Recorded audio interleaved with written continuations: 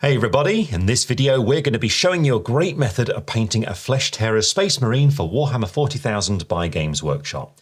Now this is a really cool colour scheme because it just looks really aggressive, so absolutely perfect for Flesh Tearers. And whilst we're going to be using an Assault Intercessor for our example, the methods and techniques we're going to show you here can be applied to all kinds of different Marines. So no matter what you want for your army, this is going to help you out. We hope you enjoy it. Let's get started.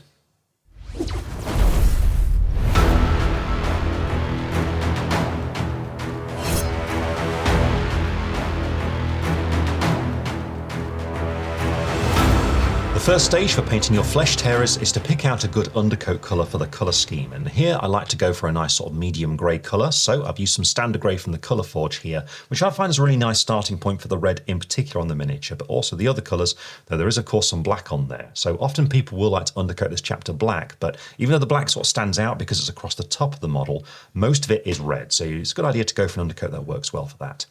Now, a tip that often is used is to keep certain parts of Flesh Tearers separate, so you can undercoat them black and then glue them on later on. And here I'm talking about the shoulder pads, the helmet and the backpack. And you can certainly do this if you want to. I, however, prefer not to do it, and that's because I like to pose the miniature as I'm building it completely, and the head is such an integral part that I like to stick it all together, but the choice really is yours. Either way, what you should do is start out by painting the main colour, which is that red, and here you want a deeper sort of bloody kind of red here. So I'm going to be using some Asmodeus Red for this, and to apply it, just go for a rough base coating brush. So that's exactly what I've got here. This is a medium base coat brush from Citadel. Now, as usual, just get a bit of water there on your brush and then use it to thin the paint down so it's nice and smooth, and then it's just a matter of blocking in all the parts that are going to be red, which is the vast majority of the armour. Now, of course, some parts are going to be black, but don't worry about those because we'll just pick those out later on as we're going along. So if you happen to splash them as you're going there like that, don't worry about it because it's not a problem for the time being. Just make sure you get a nice even coat on the red, so once that first coat is completely dry, just go back with a second thin coat so it's nice and smooth and nice and strong before you move on to the next stage.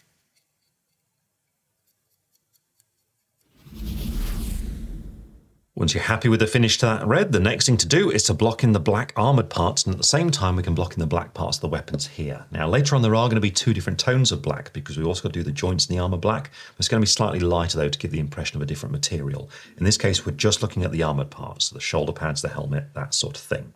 So what you need is a pitch black, and I'm going to use some Doom Death black for this, and to apply it I'm going for a medium sized brush. Now the one I picked out is a size 1 from Arts Opus, but really any sort of medium sized brush will do. For example, a medium layer from Citadel will be absolutely fine. Basically a normal sized brush that's got a good point on it so you can control where the paint's going, because once you've got the paint thinned down and ready, what you need to do this time is neatly block in the parts that are going to be black whilst doing your best to avoid any of the red details, and that's especially tricky on the backpack and the helmet. But because we've only applied the red so far, if you do happen to make any mistakes, it's nice and easy just to go and clean those up afterwards. But really all you need to do is just work on these parts to get that nice even finish to these as well. And here we're looking at the helmet, the backpack, both shoulder plates, the covers for the weapons. So for example on his bolt pistol here, we're looking at this sort of region around here, and also look out for the chest design as well. You just want to block this back at this stage as well.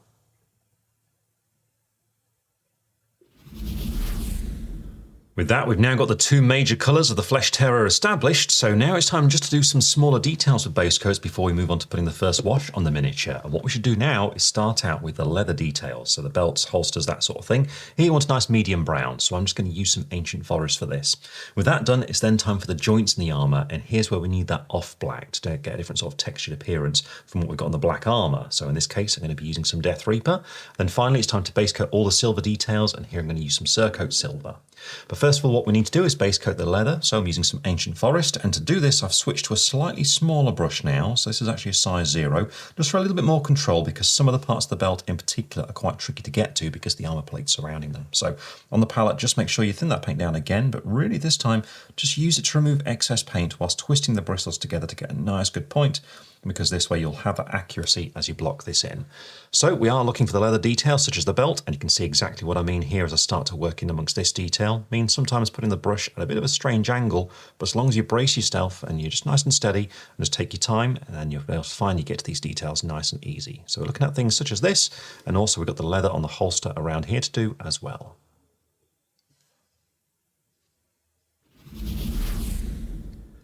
With the leather done, you're now ready to move on to picking out the joints in the armour using an off black. So here I'm using some Death Reaper, which is basically a super dark grey, and with it we just need to pick out all these ridge joints in the armour.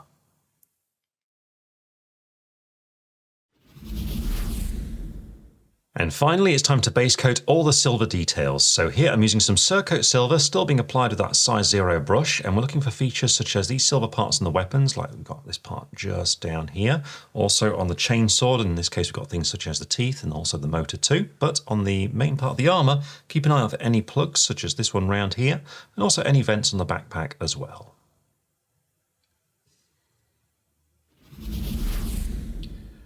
Once you've finished applying those base coats, we now arrive at the stage where we can put the first wash onto the miniature, and here what we need is a black wash to have a nice clean appearance to all the colours we've done so far. So in this case, I'm going to use some Oblivion Black Wash, and there's two approaches to applying it depending on what area you're doing. Now the only part you don't need to do is the pitch black on the armour plating and on the weapons, because we can't really shade that down any further, but everything else will need the shading here. And to do it, I'm using a small brush. This is a size 00 here, so about the size of a small layer brush from Citadel. The reason is because what I'm going to do is load it up and make sure I've got a fairly good point on there, because on the red armour what we need to do is start painting it into the recesses of the panels. So for example on this leg round here, I'm looking at just running it into the corner just underneath the knee, so just going down there, letting it flow into the recess detail for that shading. Same on this ridge that we've got just here, we want to go into that corner, just letting it settle in that recess part there like that. What this will do is give us nice neat shading on the red armour. Now if you do splash anywhere, don't worry about it, just let it dry, then go back to your original red and just use that to tidy up once it is completely dry. But when you encounter other colours such as the silver and the leather, in this case instead we just want to paint it directly over the top to stain the whole thing. So for example, the silver on the motor just here, just going to run it all the way over just so it shades that whole detail there like that. And here we have the Space Marine with that shading applied, and so with that done we can now move on to adding a bit of gold, because even though the Flesh Tearers are quite a dour and utilitarian colour scheme, they do have little embellishments of gold on there. But to keep them with their character, rather than going for warmer chestnut sort of colours for washes, instead it's a good idea to go for a brown, which sort of suits their character a bit more. So I'm going to be starting out with a base coat of Dragon's Gold here, and then for the wash I'm going to be using some Battlemud Wash. But we'll start out with the base coat of gold, so I'm using Dragon's Gold here, and to apply it I'm going for my size 0 brush, and there's not that many features really to pick out for this sort of thing. Really it's going to be decorations like skulls, so that sort of thing basically. So once you've got the paint thinned down and ready, we can start looking for such details. A great example of that would be this skull that we've got right in the centre of the chest plate, so just here. But we can also pick out some decorations on the weapons too, and features on them. So on the chainsword, I'm going to do the crossguard and pommel in gold, because I think that'll look quite nice, and on its combat knife, I'm going to be doing the same thing.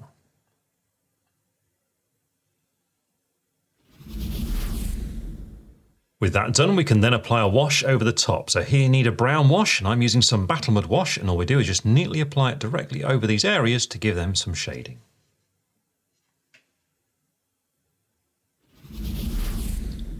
The wash is now dry on the gold as well, and at this stage the miniature is nice and neat, and if you wanted to, you could just skip ahead in this video now to where we paint the eye lenses, then put on your transfers and base it. And if you paint your army to that standard, it's going to look amazing on the tabletop. But if you really want your models to pop and really stand out, then highlighting is the way to do that. So we're going to start doing that now. It is entirely optional, but if you decide to do it, what we should do is start by highlighting that red armour, as it is the main colour on them.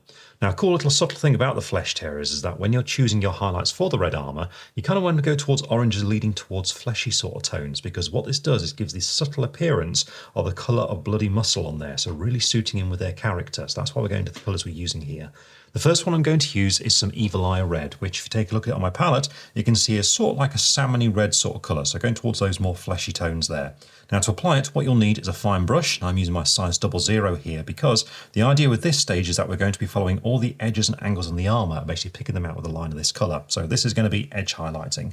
To do it, the trick is to thin your paint down correctly, so it's at a consistency where it flows well from your brush, but not so well that it goes out of control. So you just need to go back and forth in your palette, just adjusting it, adding water as you need to, or pulling more pigment in if you go too far. The goal being to look for a point where you can paint fine lines on your palette without it drying out too much. And it's drying out a little bit too soon just there, you see. So what I'm going to do is just add a touch more water into it just to make it a little bit thinner, being careful not to overdo it, and then we can try it there. And that's flowing better, that's much better, so I'm happy with that. So with that prepared, I'm just going to load up, make sure to twist away excess paint to bring the bristles to a nice point, and then it's time to start looking for every sharp edge and angle that we can find on the red parts of the armour.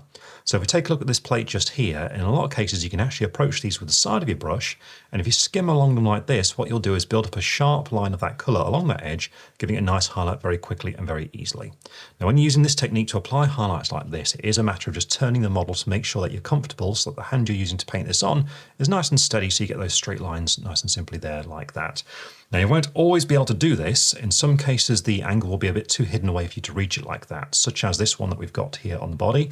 In this case, just line up the tip of the brush, painting downwards so you can see down the length of the brush like this, and with the tip just follow the edge as neatly as you can there like that. And again, change the angle of the model so you're still comfortable and follow the next angle along there like that.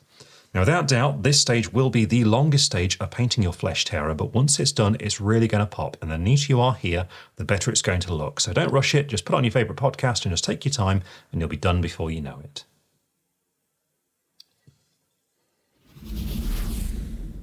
And here we have the Flesh Tearer with that highlight applied, and you can see it helps all those details stand out much better on that red armour. And if you want to, you could again leave it here, and for the rank and file that'd be great. But if you wanted to pop a bit more, maybe for your sergeants or your characters, you can certainly do so by adding a finer second highlight on it. Now this second edge highlight is going to be much quicker than the first because you don't have to do everything. Instead you just focus on parts that really stand out. And to do it now, I'm going to push more towards that sort of fleshy tone here. So I'm going to use some dwarven skin for this. Now to apply it, stick to your small brush. So once more I'm using my size 00, and we're going to set up in the same way we did for the previous colour. Again, making sure the paint's quite thin on the palette and under control and flowing really well so we have that accuracy with it. And then we need to look for parts of the red armour that really kind of stand out and just focus on those bits. So for example, a great place to start would be on the collar of the armour. You can see the gorget rises up quite high here. The middle of it is a great place that catches the light. So what I'm going to do is just gently flick across it there like that, just to add a bit of that colour. And there you go. You see just a finer highlight that helps that pop out a bit more. Now the edges of these plates down here are also great places to do it. So just a little bit just there and a little bit on that corner. So just gently skimmed on so it just gradually builds up on the point just there. Same on this corner right here. So just very gently there like that. So you can see it's just a gradual process of looking for these parts that really stand out. Just adding a little bit of this colour just to emphasise them.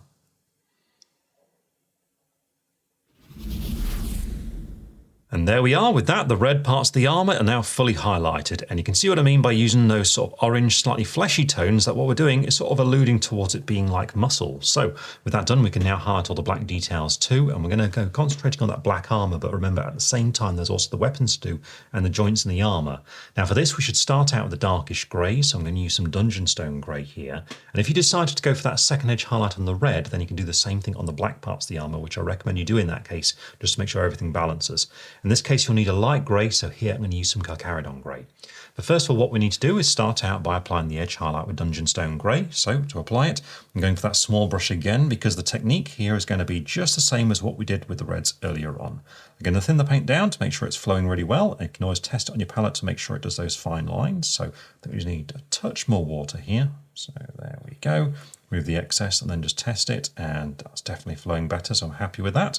With that prepared, then we can start looking for the edges on the black parts of the miniature. So the armour is the most important part to do, and here again approach the side of your brush where possible and skim along to get those sharp edges. So areas like here on that crest there of the shoulder plate. But remember, if you can't quite reach it, in that case you need to switch to using the tip of your brush, such as the inside of the rim right here. In this case, what we need to do is just gently follow along there like that. Now, when it comes to the weapons, it's the exact same technique. So again, use the side of the brush where possible, such as on the side of the pistol just here, and just skim your way along very gently there like that. And also for the joints in the armour, just look out for the tops of the ridges and pick those out. Changing the angle as you need to, looking for those raised up parts and just skimming along to bring out that texture.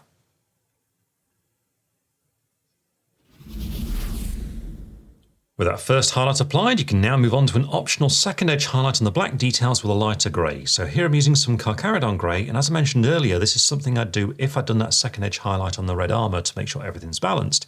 And it's very much the same sort of thing where we're looking for sharper edges and angles that really stand out and just need to skim a little bit of this colour along those parts just to help them pop that little bit more.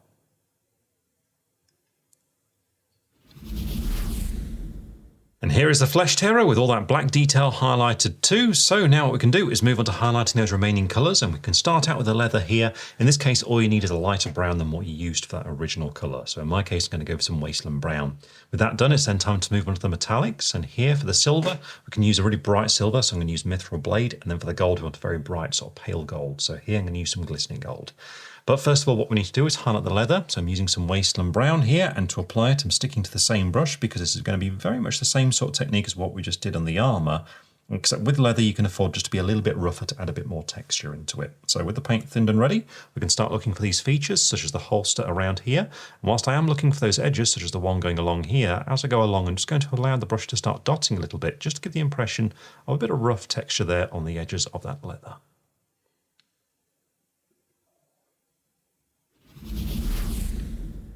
Next up, it's time to highlight all the silver details using a bright silver. So here I'm using some mithril blade, and the technique here is going to be the same as when we were highlighting the red and the black armor. We're looking for all the edges and angles. Just want to carefully maneuver along each one to help these details pop. And then finally, we can move on to highlighting the gold. And here I'm using some glistening gold, and the application is just the same as what we just did on the silver. So once again, looking for all those edges and corners and following each one.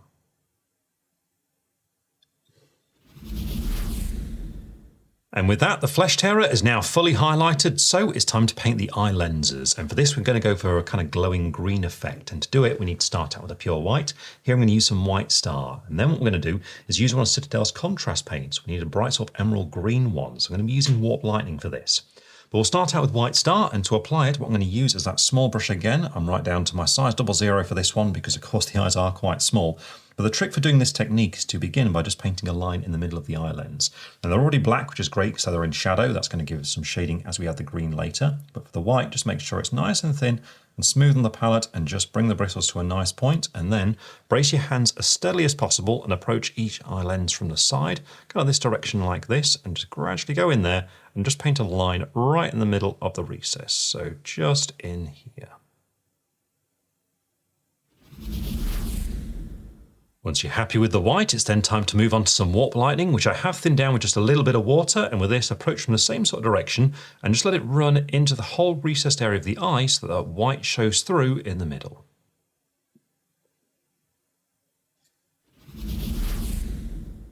And with that, the eyes are painted, and this Flesh Tearer is, well, now fully painted. So it's time to move on to applying the transfers, and then you'll be ready to base it. Now, when it comes to doing the transfers, it looks like Games Workshop are just about to release a new Blood Angel transfer sheet with some Flesh Tearers markings on there. But if you're looking specifically just for Flesh Tearers markings, then what you can do is look elsewhere online. So for example, this sheet I've got just here, we picked this up on Etsy. It was nice and cheap, and you get loads and loads and loads. This will cover you for an entire army. So I'm just going to be using a marking from here for the chapter badge. As for the tactical markings, in this case, the Flesh Tearers kind of have a combination of various of the famous style markings. So a little bit Dark Angel, a little bit Ultramarine. What I'm going to do is use some of our existing transfer sheets for those remaining markings. And once they're on there, it's then time to base the miniature. Now in this case, because it's quite a dark colour scheme, I'm going to go for a lighter colour base. So I'm going to go for a desert base here. That'll give it a nice contrast against the miniature.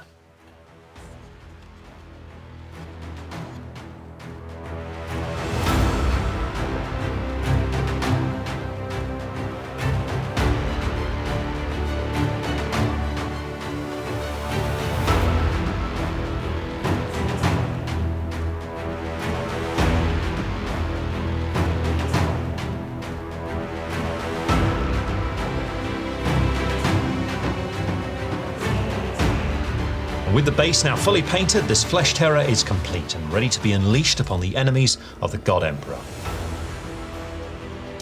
So as you've seen, painting this colour scheme is fairly straightforward, and a great thing about it too is that it doesn't really require very many paints. Key thing to decide early on though is if you're going to build your miniature with sub-assemblies, as I mentioned when we got started, because you can always leave the shoulder pads, the head and the backpack separate, spray them black, and then glue them on partway through the painting process.